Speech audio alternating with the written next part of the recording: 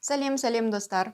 Мен сіздерге 30 сәуірдегі күннің тұтылуы, яғни солнечный затмение қандай оқиғаларға толы болады, мен сіздерге соны айтып берейін. Жалпы бұл кезде біз өзіміз жоспарламаған дүниелер іске асқалы отыр. Барлығы аяқ астынан болады. Бұл өзгерістер біздерді алдыға сүйрейтін болады. Бұл өзгерістер бір адамдар үйленеді, бір адамдар балалы болады. Бір адамдарда ажырасуы мүмкін, немесе жұмыста дәрежелеріңіз өсуі мүмкін. Басқа үйге көшулеріңіз ықтимал, немесе басқа мемлекетке көшесіздер. Бизнесті өзгертесіздер, мамандықтарыңызды өзгертесіздер. Енді осы жайлы мен кеңірек айтатын боламын, алыс кетпеңіздер. Тоқты. Бұл сіздерге екінші домға келіп тұр екен. Екінші дом бізде ақшаны бейнелейді. Сіздерде мүмкіндіктер өте көп болады. Қосымша жұмыс пайда болады. Қосымша жұмыстан бас тартпағандарыңыз абзал. Ақшалы боласыздар. Ақша өте көп болады. Немесе жұмыс ауыстырып, басқа зарплатасы, айлығы көп жұмысқа ауысасыздар. Өміріңізде қандай дүние маңызды, соны бірінші орынға қойып, сонымен ғана жұмыс жасайтын боласыздар. Ақша жүйесін ретке келтіресіздер. Торпақ. Бұл сіздерде бірінші домға келіп тұр екен. Бірінші дом біздің жалпы өзіміздің толығымен өзгерістерді білдіреді. Басымыздан аяқ өзгерістер болады деген сөз. Немесе имиджіңізді өзгертесіз. Ара қатынас тақырыбы өзекті болады сіздерде.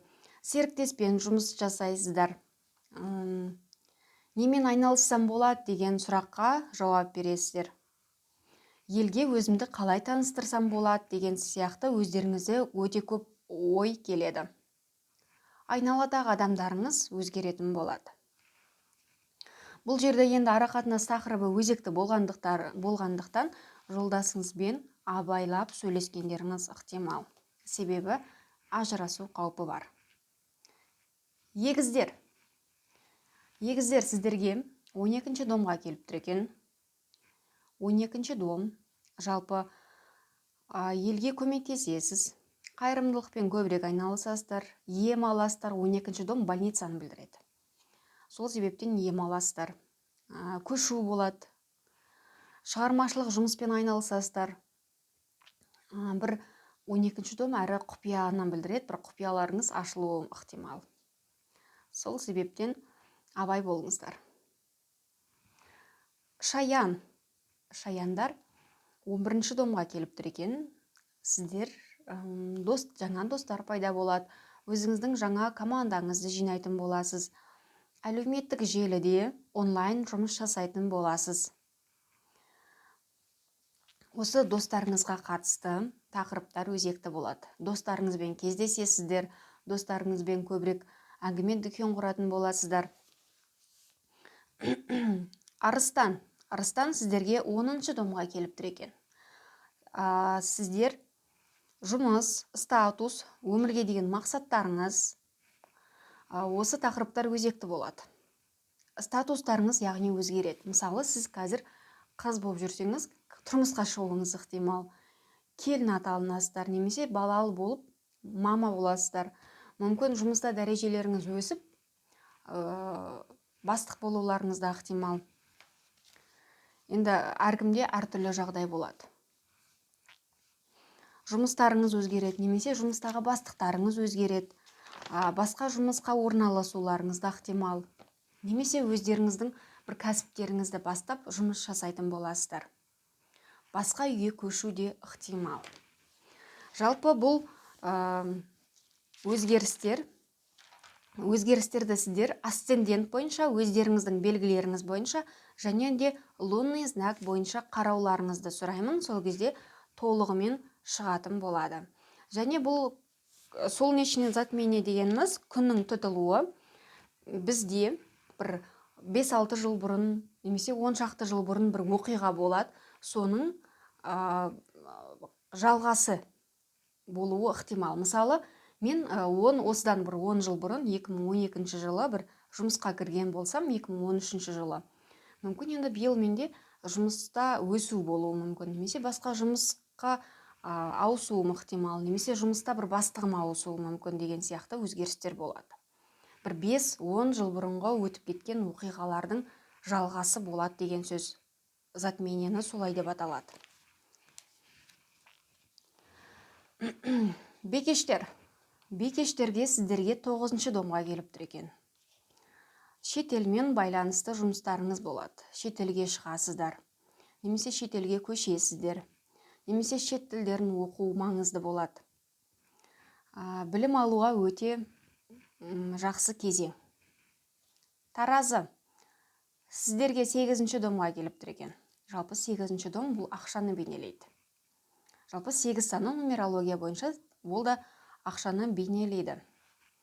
Бір жұмыс бастап, бір инвестиция қойғыңыз келеді. 8-ші дом әрі кризистік сәттерді білдіреді. Өміріңізде бір кризистік сәттер болуы ықтимал. Ойламаған жерден ақшалы боласыздар. Басқа адамдардан ақша келіп түседі. Одан кейін ашуыңызға тиетін жағдайлар орын алады. 30 сәуірден 16 майға дейін, мамырға дейін операция ешкім жасатпағаны дұрыс. Таразы белгісіндегі адамдар ғана емес, барлық белгідегі адамдарға айтарым, операция жасатуға болмайды. Жалпы больницаға барып, емханаға барып емделетін болсаңыздар, диагноздарыңызда дұрыс шықпайды. Осыны ескергендеріңіз абзал. Таразы әрі қарай сіздерге балалы болуға өте жақсы кезеңнің бірі. Бұл затмение кезінде, күн мен айдың тұтылуы кезінде балалы болуға болады. Тек больницаға барып диагноз қойдыруға немесе операция жасатуға болмайды. Сарышаян. Сарышаян сіздерге 7-ші домға келіп тұр екен. 7-ші дом бұл басқа адамдармен ара қатынасты білдіреді. Серіктеспен, жұбайыңызбен ара қатынас тақырыбы сіздерде өзекті болады. Басқа ұлттың адамдармен танысуыңыз ықтимал. Некеге отырасыздар, немесе ажырасу қаупі бар. Жұмысқа тұрасыздар. Серіктес болған соң енді жұмысқа тұрасыздар. Одан кейін айналадағы адамдарыңыз өзгеретін болады. Мерген. Мерген сіздерге 6-ші домға келіп тұр екен. 6-ші дом бұл жұмыс пен денсаулықтың секторы. Жаңа жұмысқа орналасасыздар. Немесе бір жұмысыңызда өзгерістер болуы ықтимал. Дәрежеңіз өсуі мүмкін. Сіз жұмыс жасайтын мекемеде бір өзгерістер болады. Күнделікті жасап жүрген режиміңіз өзгеретін болады. Күнделікті жасап жүрген режим дегенге, мысалы сіз бұрында балаға қарамаған болсаңыз, қазір енді мамаңыз босанып, сол балаға қарауларыңызда ықтимал. Енді әркімде әртүрлі режим болады. Біреулері мүмкін таңертең тұрып жүгіріп бастайды. Немесе таңертең тұрып біреулер аш қарынға дәрілерін ішетін болады. Сондай бір әртүрлі режим өзгеретін болады. Денсаулығыңызға көбірек көңіл бөлесіздер. Козерог, тау ешкі. Сіздерге 5-ші домға келіп тұр екен. Жалпы 5-ші дом бұл махаббатты бейнелейді, сәттілікті бейнелейді, бала тақырыбы өзекті болады. Сіздер аяқ астынан бала көтересіздер. Бір ойламаған жерден бір 2-ші жартыңызды кездестірулеріңіз ықтимал. Шығармашылық жұмыспен көбірек айналысасыздар. Сосын баланың мектебін, бала бақшасын, немесе университетін ауыстыру туралы ой келеді, немесе ауыстыруларыңыз да мүмкін. Барлығы бұл жерде аяқ астынан болады. Лотереядан үлкен зат ұтып алуыңыз мүмкін, себебі сіздерде сәттілік келіп тұр. Махаббат жылы келеді деп айтсақ, артық болмайды. Сіздерде жаңадан бір хобби пайда болады. Сосын көптен жасырып жүрген бір құпияңыз ашылады. Сақ болыңыздар. Водолей, су құйғыш, сіздерге 4-ші домға келіп тұр екен. 4-ші дом бұл тұратын жеріңізді, тұратын үйіңізді, ата-анаңызды, ата-әжеңізді білдіреді. Басқа үйге көшулеріңіз ықтимал. Немесе бір адамдар үйінен бөлек кетеді. Немесе бөлек кеткен адамдар қайтадан сіздің үйге келіп тұруы ықтимал. Немесе жер сатып алып, үй салып бастайсыздар. Үй салуға қатысты менде курс бар. Фэншуй аудит дома деп аталатын курс май айында, мамыр айында шығатын болады. Қатыссаңыздар болады. Балықтар.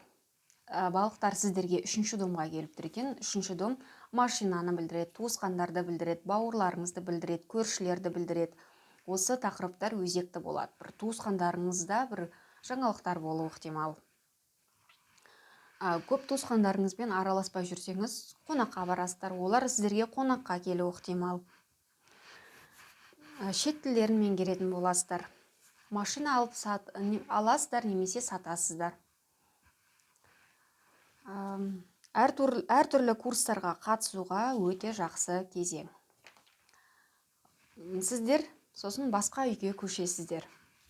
Жалпы осы затмениеге байланысты менің айтарым осы. Егер сұрақтарыңыз болса, комментарийға қалдырыңыздар. Мен сіздерге міндетті түрде жауап беретін боламын.